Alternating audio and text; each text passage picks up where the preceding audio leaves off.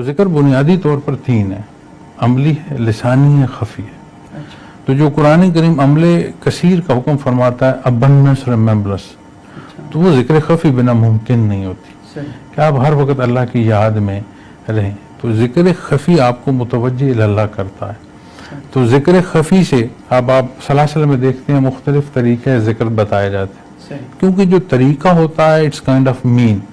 اب جیسے تسبیح ہے تو تسبیح لکڑ کی بھی ہوگی، پتھر کی بھی ہوگی، کاؤنٹر بھی ہوگا، لیکن مقصد تسبیح نہیں ہے، مقصد وہ شمار ہے کہ وہ تسبیح پڑھی جا رہی ہے۔ اسی طرح جو طریقہ ذکر ہے، ہم اس میں جو ہمارا طریقہ ذکر رہا ہے جیسے سلسلہ نقشبندی ویسیہ میں، اسے پاس انفاظ بھی کہتے ہیں، چونکہ سانس کے ساتھ ذکر ہوتا ہے، آنکھیں بند ہوتی ہیں، قبلہ رخ بیٹھا جاتا ہے، اور خیال کیا جاتا ہے کہ جب سانس اندر آئے تو لفظ اللہ اور ہو، انہیل اللہ، ایگزیل ہو، اللہ ہو کا ورد کرایا جاتا ہے۔ لیکن پھر لطائف ہیں، مراقبات ہیں، ایک پورا سبق ہے۔ سبوح، جسٹ نیڈ ون ورڈ، دوبارہ بولیں سبوح، اب بولنا نہیں، just sound it in heart, خیال سے سبوح، ذکر نہیں، جسٹ لک ایٹ می، بولا جا سکتا ہے، سبوح سوچا جا سکتا ہے، سیم لائک لفظ سوچیں اللہ، لفظ سوچیں ہو، کوارڈینیٹ کریں انہیل اور ایگزیل سے۔ جب سانس اندر آئے انہیل اللہ، وہ آواز آئے اللہ، وہ صدا، اور دل میں اترے، انہیل ان ہارٹ۔ تو سانس اندر آئے تو لفظ اللہ دل میں اترے، سانس باہر آئے تو خیال کریں لفظ ہو کی چوٹ دل سے باہر پر لگے۔ اب جب بندہ متوجہ ہوتا ہے اور یہ جو وجودی حرکت ہے یہ اس کا ہر طرف سے دھیان ہٹا دیتی ہے، اب یہ مینز میں آتی ہے، ذکر وہ ہے جو ہم اللہ اللہ کر رہے ہیں۔ یہ پہلا لیسن ہے جو میں آپ کو عرض کر رہا ہوں، اسے لطیفہ قلب کہتے ہیں۔ ساتھ لطائف کرائے جاتے ہیں ہمارے، اس کے بعد مراقبات کرائے جاتے ہیں، اور بندہ ریئلائز کرتا ہے، اسے خود سمجھ آتی ہے، اور اس کا احساس کہ اس کی زندگی میں قرآن و سنت سے تجاوز کہاں کہاں کیا کیا ہے وہ نظر آتا ہے۔ چونکہ کوئی بھی عمل جو ہے، جیسا عمل ہوگا اس کے ویسے اثرات ہوگا۔ اگر عمل میں کمزوری ہوگی تو نتائج ضرور کمزور ہوں۔ تو جب آپ اللہ اللہ کرتے ہیں تو متوجہ اللہ ہوتے ہیں، تو اللہ کی ذات ہر جگہ لازم موجود ہے، ہمارا دھیان جو ہے وہ بٹا ہوتا ہے، تو ہم متوجہ اللہ ہوں۔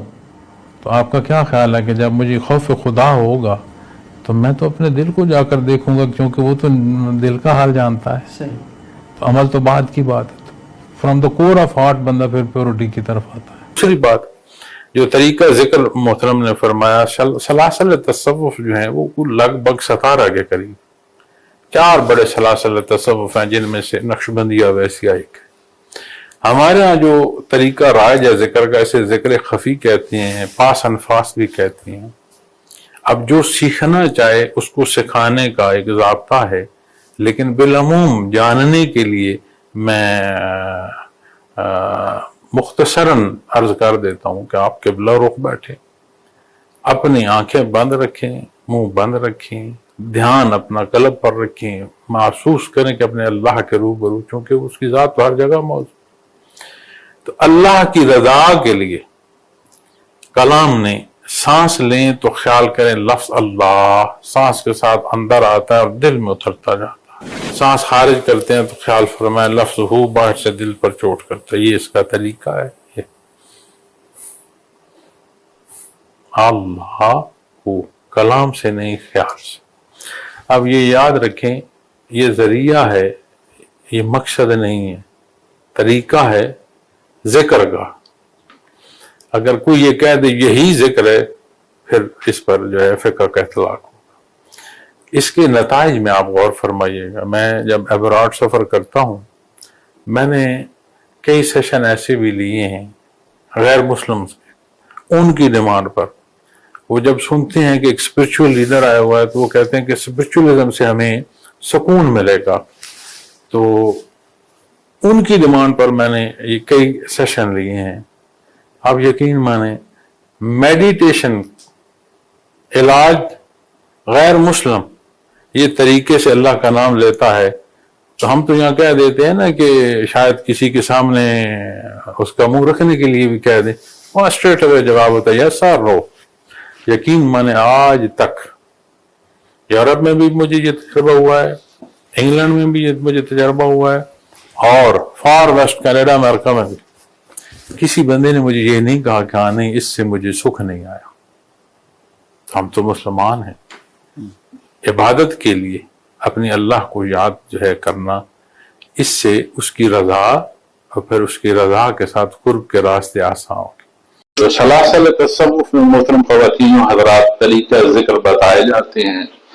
سلسلہ نقشبندی اور ویسے 4 بڑے سلاسل تصوف ہیں، زائد 17 سے بھی زائد ہیں، لیکن 4 بڑے ہیں جس میں نقشبندی، چشتی، قادری، سہروردی 4 بڑے سلاسل تصوف ہیں. پھر ان میں آگے ان کی شاخیں آتی ہیں. تو سلسلہ نقشبندی اور ویسیہ میں جو طریقہ ذکر رائے جیسے ذکر خفی کہتے ہیں، پاس الفاظ بھی کہتے ہیں، سانس کے ربط کے ساتھ اللہ کی تسبیح کی جاتی ہے. اور یاد رکھیے گا کہ وہ جو سانس لینا ہے اس ربط کو اختیار کرنا ہے، وہ کائنڈ آف نیند ہے. ان کیا ہے؟ اللہ، اللہ کریم کا مبارک نام، اس کا ذکر. تو طریقہ کر دیتا ہوں، آپ اسے آزمائیے گا، اختیار کیجیے گا. یہاں آپ کے درمیان بھی اللہ کی رضا کے لیے حاضر ہوں، جو عرض کر رہا ہوں وہ بھی اللہ کی رضا کے لیے عرض کر رہا ہوں.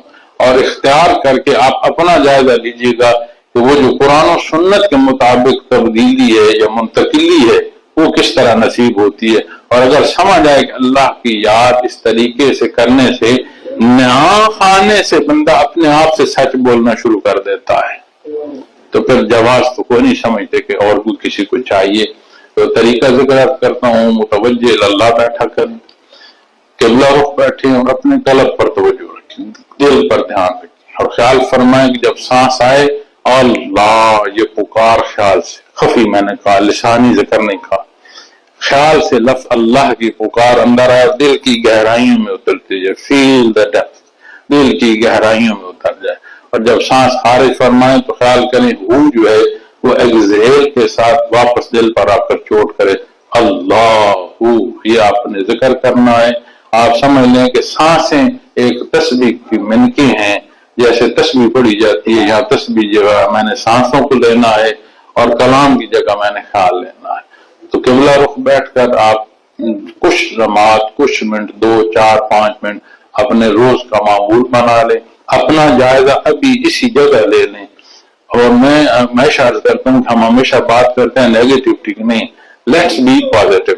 یہ سارے جو عمل کر رہے ہیں بہتر کر رہے ہیں، لیکن جہاں آپ ہیں وہاں سے مزید ترقی ہوگی. اور وہ ترقی کیا ہوگی؟ جو پیر صاحب کہہ رہے ہیں، نہیں، جو اللہ نے فرمایا ہے اور جو اللہ کے حبیب نے فرمایا ہے اسے پیمانہ رکھیے گا. قرآن و سنت میں آپ کی ترقی ہونا شروع ہو جائے گی. اللہ کریم میرا اور آپ کا حامی و ناصر ہو. مزید طریقہ ذکر سمجھنے کے لیے اس نمبر پر رابطہ فرمائیں.